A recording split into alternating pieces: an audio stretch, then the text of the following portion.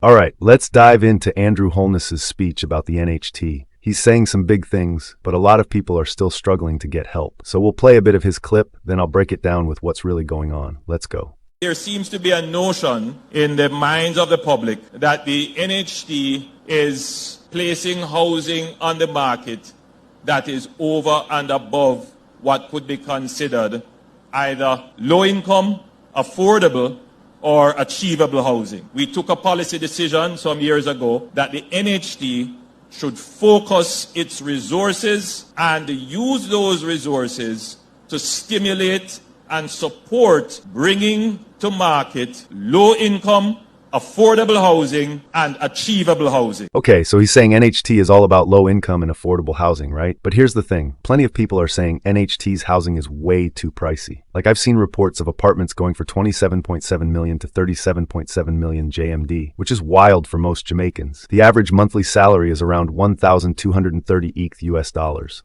And that's way above what low-income folks earn. So it feels like NHT might be serving higher-income people more, not the ones who really need it. Persons who fall within the category of low income get 0% interest on their mortgage. 0%.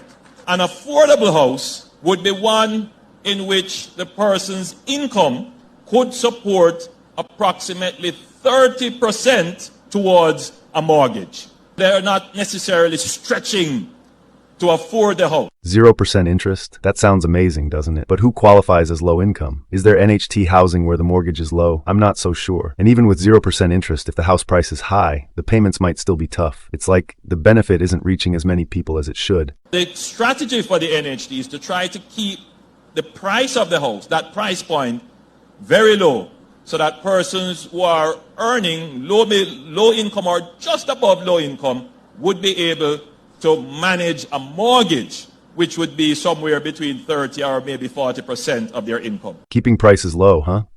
That's the goal. But the reality? There are complaints that NHT's housing isn't as affordable as promised.